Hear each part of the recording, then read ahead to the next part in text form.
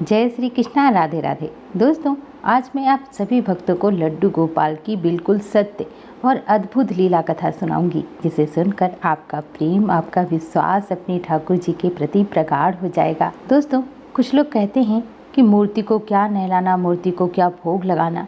देखिए, लड्डू गोपाल कोई मूर्ति नहीं है, वो साक्षात भगवान श्री कृष्ण के बाल स्वरूप हैं। हमारे ठाकुर जी, हमारे छोटे से लड्डू गोपाल इस अनंत ब्रह्मांड के मालिक हैं और हमारे लाला, हमारे लड्डू गोपाल जहाँ भी रहते हैं साक्षात रहते हैं, वो कोई मूर्ति नहीं है। और दोस्तों, मैं तो बस यही कहूँगी कि जैसे जिसके भाव होते हैं, जैसे जिसका प्रेम होता है, जैसी जिसकी भावना रहती है, उसी भाव से ठाकुर जी इसको दर्शन देते हैं, उसका वैसा ही अनुभव होता है। और अगर दोस्तों आपकी आस्था, आपका विश्वास सच्चा है ना, तो आपको साक्षात ठाकुर जी की अनुभूति होगी। और इस अनंत ब्रह्मांड में कोई ऐसी नकारात्मक ऊर्जा नहीं जो आपके आसपास भी भटक सके। बस आपको अपने ठाकुर जी पर, अपने लड्डू गोपाल पर पूर्ण विश्वास होना चाहिए। दोस्तों, बात बहुत पुरानी है। एक बार जमुना जी के किनारे 4-5 भक्तों की मंडली बैठी हुई थी और पहले वृंदावन में एक नियम था, अगर किसी के घर पे उत्सव होता तो सबके ठाकुर जी वहाँ जाते और बड़े आनंद से भोग ग्रहण करते, प्रसाद ग्रहण करते और आनंद करते। और जब कल किसी और के यहाँ उत्सव होता तो सबके ठाकुर जी वहाँ जाते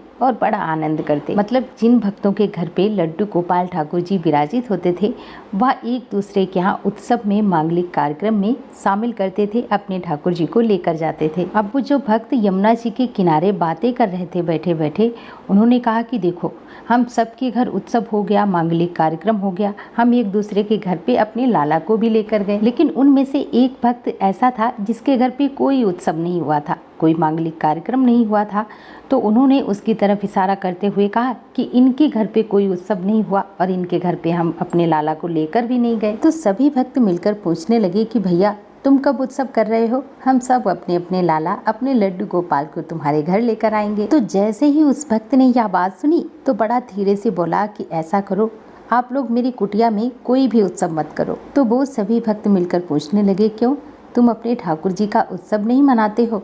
तुम अपने लड्डू गोपाल का जन्मदिन भी नहीं मनाते हो? तो उस भक्त ने बड़े धीरे से कहा कि नहीं नहीं, मैं जन्मदिन मनाता हूँ, लेकिन मैं अपने ठाकुर जी का जन्मदिन अकेले में ही कर लूंगा, अकेले ही मैं उनका उत्सव मना लूंगा। तो सभी भक्त कहने लगे कि देखो भैया, ठाकुर जी का जन्मदिन अकेले नहीं मनाया जाता है, उनके उत्सव में तो सबको बुलाया जाता है और बड़े धूमधाम से लाला का जन्मदिन मनाया जाता है। अब सभी भक्त मिलकर उस भक्त से पूछने लगे कि तुम क्यों सबको बुलाना नहीं चाहते हो उत्सव में? तो उस भक्त ने कहा कि मैं इसलिए बुलाना नहीं चाहता हूँ, अगर किसी ने मेरे लड्डू गोपाल को देखकर ये कह दिया कि ये कैसे लड्डू गोपाल हैं, तुम्हारे ठाकुर जी कैसे हैं, तो मुझे बड़ा दर्द होगा, बड़ी तकलीफ होगी। अब जैसे ही उस भक्त ने यह बात कही तो सब सोचने लगे कि अरे, कैसे ठाकुर जी हैं तुम्हारे, कैसे दिखते हैं तुम्हारे लड्डू गोपाल। और सभी भक्त मिलकर उसके पीछे पड़ गए कि अब तो हम तुम्हारे घर जरूर आएंगे और तुम्हारे ठाकुर जी को भी देखेंगे। अब सभी भक्त मिलकर उससे जिद करने लगे और कहने लगे कि हम कसम खाते हैं, हम तुम्हारे ठाकुर जी को देखकर कुछ भी नहीं कहेंगे,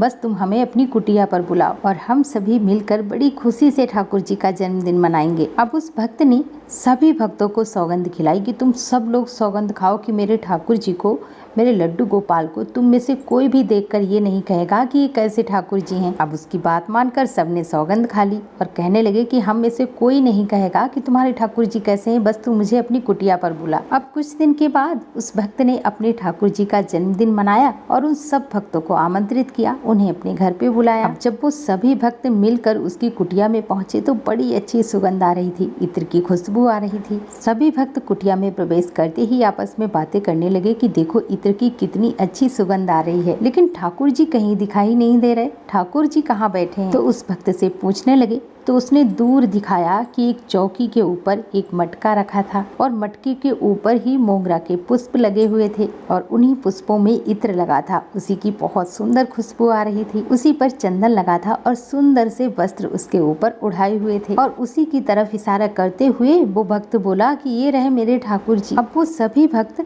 ना चाहते हुए भी उस मटके को देखकर बोल ही पड़े कि ये कैसे ठाकुर जी हैं। अब उसने कहा कि मैंने तो मना किया था कि तुम लोग ये बात मत कहना, लेकिन फिर भी तुमने मेरी बात नहीं मानी। अब सभी भक्त अपने कान पकड़ने लगे और क्षमा मांगने लगे कि बोले भैया, मुझसे गलती हो गई, भूल हो गई, मुझे क्षमा कर दो। हाथ जोड़कर उस भक्त से क्षमा मांगने लगे और कहने लगे कि भैया, एक मुझे बात बता दो कि ये तुम्हारे ठाकुर जी हैं कैसे? ये मटके वाले ठाकुर जी कैसे हैं? मैंने तो आज तक ऐसे ठाकुर जी नहीं देखे। जैसे ही उन भक्तों ने मिलकर ये सवाल किया और उस भक्त की आंखों से अश्रुधारा बहने लगी। ठाकुर जी के प्रेम में उसकी आंखें नम हो गई और वो कहने लगा कि देखो भैया, हम इतने सौभाग्यशाली कहाँ हैं कि हमें राधा रमण लाल जी की रज मिल जाए। हम इतने सौभाग्यशाली तो नहीं हैं कि हमें साक्षात कुंवर कन्हैया की ब्रज रज मिल जाए। मैं जानता हूँ इस ब्रज रज में उन्होंने रमण किया है। इस ब्रज रज में मेरे कृष्ण कन्हैया खेले हैं, अपने ग्वालों के साथ लीलाएं की हैं, लेकिन वो लाखों हजारों वर्ष पहले की हैं और अभी मुझे अपने ठाकुर जी की ताजा चरण चिन्हों की रज तो मिल नहीं सकती।